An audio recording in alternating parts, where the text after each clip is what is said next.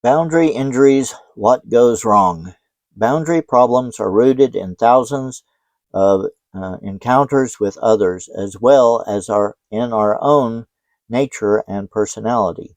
The most important boundary conflicts, however, occur in the crucial first few years of life. They may happen in any or all of the three phases of separation, individuation, hatching, practicing, or rapprochement. Generally, the earlier and more severe the injury, the deeper the boundary problems. Withdrawal from boundaries. I don't know why it happens, but it happens. Mused Ingrid over coffee with her friend Amanda. Every time I disagree with my mother, even on little things, I feel this terrible sense that she's not there anymore. It's like she's hurt and withdrawn, but I can't get her back. It's really a horrible feeling to think you've lost someone you love. To be honest, none of us enjoy being told no. It's difficult to accept other person's refusal to give support, to be intimate, or to forgive. Yet good relationships are built on the freedom to refuse and confront.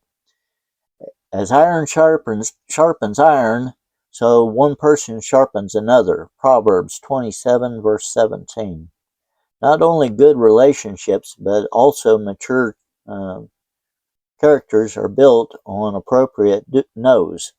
Developing children need to know their boundaries will be honored. This is crucial that their disagreements and they're practicing their experimentation not result in a withdrawal of love. Please don't misunderstand this. Parental limits are crucial. Children need to know behavioral lines that should not be crossed. They need to suffer uh, biblical, age appropriate consequences for acting out. In fact, when parents do not set and maintain good boundaries with their children, the children suffer another type of boundary injury, which we will discuss shortly. What we're talking about here isn't allowing the child free rein. Parents need to stay attached and connected with their children even when they disagree with them. That doesn't mean they shouldn't get angry. It means they shouldn't withdraw. How often do we hear the statement that God loved the sinner but hates the sin? It's true, his love is constant and never fails. 1 Corinthians 13 verse 8. When parents detach from a misbehaving young child instead of staying connected and dealing with the problem, God's constant love is misrepresented. When parents pull away in hurt, disappointment, or passive rage, they are sending this message to their youngster. You're lovable when you behave. You aren't lovable when you don't behave. The child translates that message something like this: when I'm good, I am loved. When I'm bad, I am cut off. Put yourself in the child's place. What would you do? It's not a difficult decision. God created people with a need for attachment and relationship. Parents who pull away from their child are, in essence, practicing spiritual and emotional blackmail. The child can either pretend not to disagree and keep the relationship, or he can continue to separate and lose his most important relationship in the world. He will most likely keep quiet. Children whose parents withdraw when they start setting limits learn to accentuate and develop their compliant, loving, sensitive parts at the same time. They learn to fear, distrust, and hate their aggressive, truth telling, and separate parts. If someone they love pulls away when they become angry, cantankerous, or experimental, children learn to hide these parts of themselves. Parents who tell their children it hurts us when you're angry make the child responsible for the emotional health of the parent. In effect, the child has just been made the parent of the parent.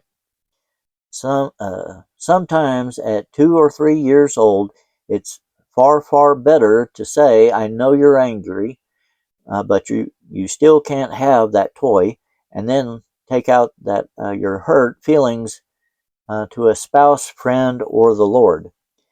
By nature, children are omnipotent.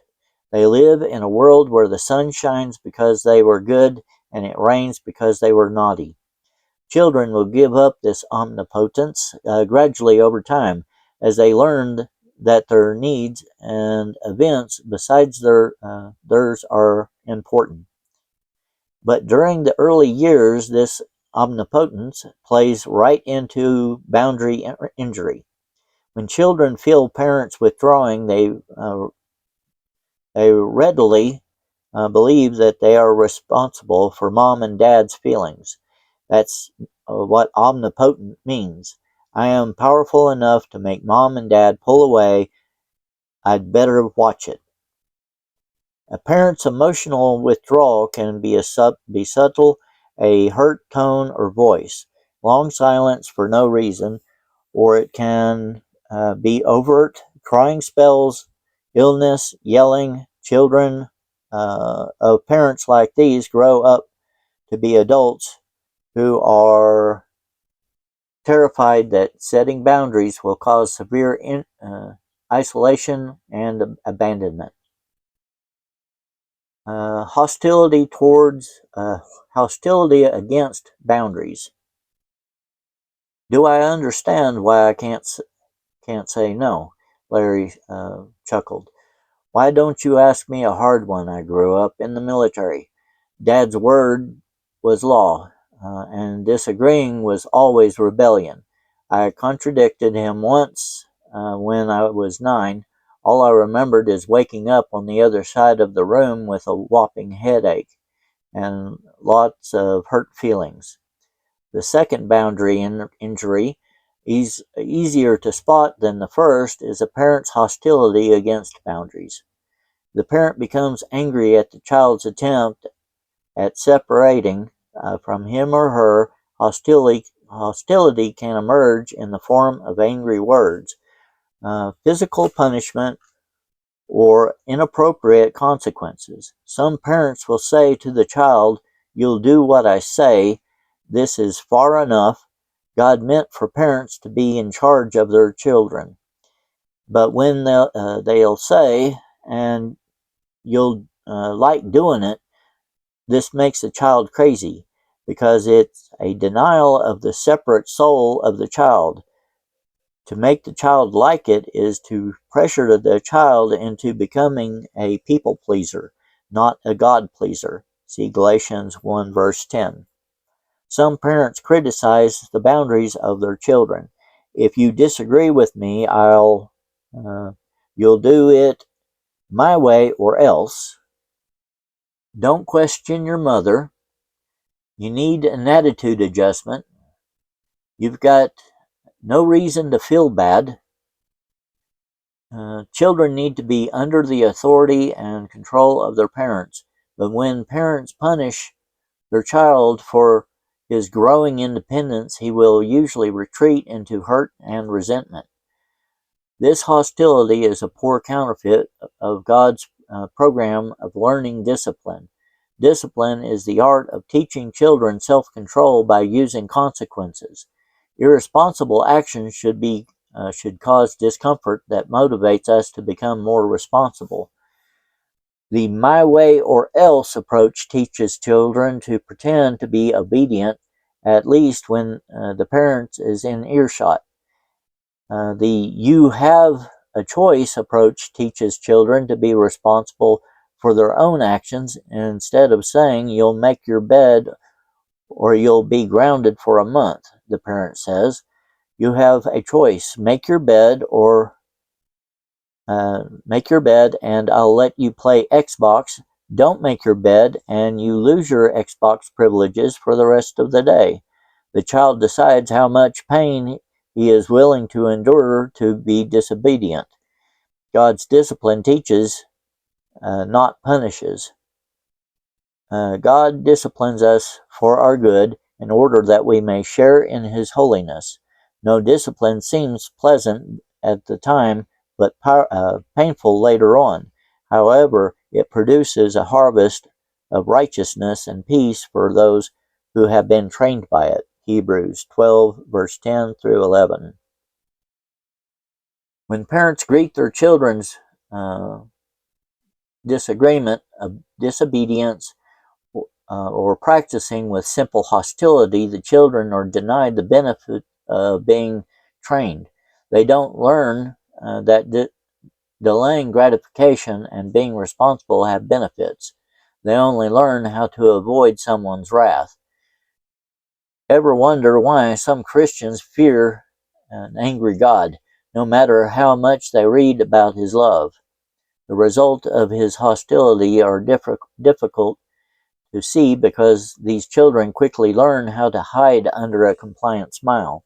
When these children grow up, they suffer depression, anxiety, relationship conflicts, and substance abuse problems. For the first time in their lives, many boundary-injured individuals realize they have a problem.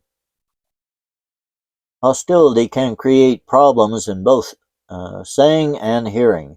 Some children become pliable, enmeshed with others, but some react outwardly and become controlling people, just as the hostile parent. The Bible addresses two distinct reactions to hostility in parents. Fathers are told not to embitter their children, or they will become discouraged. Colossians 3, verse 21. Some children respond to harshness with compliance and depression. At the same time, fathers are not to exasperate their children. Ephesians 6, verse 4. Other children react to hostility with rage. Many grow up to be just like the hostile parent who hurt them.